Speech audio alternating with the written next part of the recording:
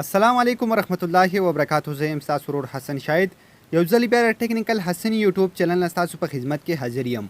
ان شاء الله خو ګمرګرو په نن ویډیو کې به زه تاسو ته هغه طریقه ښایم چې کله تاسو ته څوک په واټساپ باندې یا په مسنجر باندې میسجونه وکړي او هغه میسجونه لا تاسو کتلی نه وي چې هغوی واپس ډیلیټ کړي وي، نو تاسو څنګه کولی شئ چې دغه میسجونه تاسو وګورئ چې دې ملګري ماته څه راسینډ کړي وو، چې زما نه یې واپس ډیلیټ کړي، نو تاسو بالکل په خپل موبایل کې دغه چیک کولی شئ.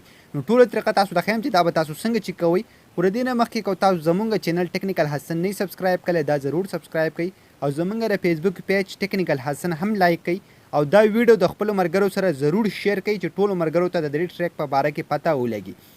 د دې لپاره به سمپل تاسو پلی سټور اوپن کړئ، کوم چې تاسو په موبایل کې پلی سټور اپس دی. کله چې دا تاسو اوپن کړئ سمپل به په دې کې ولیکئ انسین مسنجر، تاسو ته ښکاري انسین مسنجر به تاسو دلته ولیکئ څنګه چې تاسو ته په سکرین باندې ښکاري. سمپل دغه یو اپلیکیشن دی کوم چې تاسو ته ښکاري، دا به په خپل موبایل کې انسټال کړئ. تاسو ته ښکاري انسین مسنجر ریکور اینډ ویو ډیلیټډ میسیجز، تاسو ته ښکاري.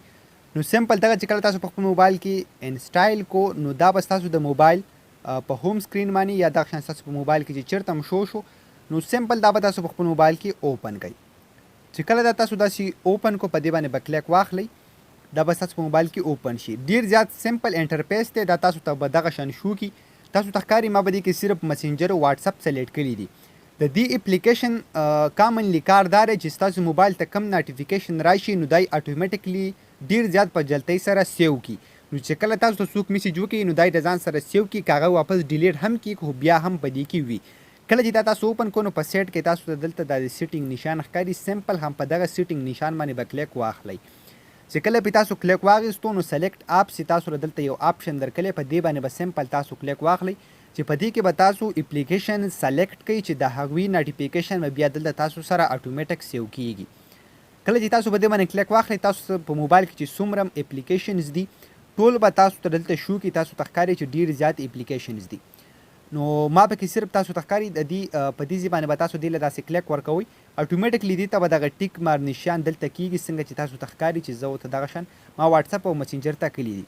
بیا به سمپل دلته بره تاسو له دا ټیک مار نشان درکلی، په دې باندې به کلیک داسې واخلئ نو دا به واپس تاسو سره سیو شي، بیا به واپس داسې بیک شي.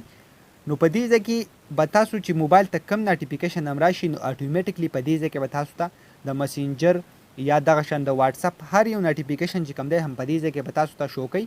او که تاسو دلته نه شو کوي نو په آل میسیجز باندې به کلیک واخلئ نو تاسو ته به دلته ټول ډیټیلز چې تاسو ته یو کس میسیج کړی وي د هغه نوم به دلته لیکلی وي. چې کله پې تاسو کلیک واخلئ نو څنګه چې تاسو د فیسبوک کې د چا آی ډي کولاو کوئ نو دغه شان ټول میسیجونه به تاسو سره دلته اتوماتیک بیا سیو کیږي. نو تاسو ته ښکاري واټساپ او مسنجر چې کوم دی دواړه تاسو دلته شو کوي.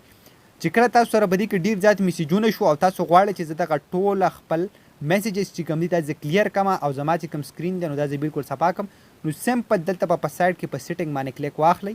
کله چې تاسو په سیټینګ باندې کلیک واخیستو نو اتوماتیکلی دلته تاسو له یو آپشن به مخې له راشي چې کلیر میسیجز، نو په کلیر میسیجز باندې به کلیک داسې واخلئ نو تاسو ته ښکاري ډیلیټ آپشن باندې به کلیک واخلئ نو تاسو زاړه ټول میسیجونه چې کوم دي هغه به اتوماتیکلی تاسو نه ډیلیټ شي. ما دې نه اوس ډیلیټ کړي. First time تاسو ته وایي you haven't received any messages after installing this app, new messages will be shown here. تاسو ته ښکاري تاسو له درکلي چې تاسو ته به ټول میسیجونه چې کوم دی به دلته شو شي، خو چې کله نیو میسیج راشي کله تازه میسیج راشي نو تاسو ته به هغه دلته بیا شو کیږي. نو ډېر زیات زبردست اپلیکیشن دی چې دا د هر یو ملګري دپاره ضروري دی. نو دا په خپل موبایل کې ضرور انسټال کړئ. نو هغو ملګرو دا و د نن ویډیو کې ویډیو مو خوښي ویډیو لایک کړئ، چینل ځان سره ضرور سبسکرایب کړئ او ویډیو د خپلو ملګرو سره شیر کړئ. موږ په خپلو دعاګانو کې یاد ساتئ. د الله په امان.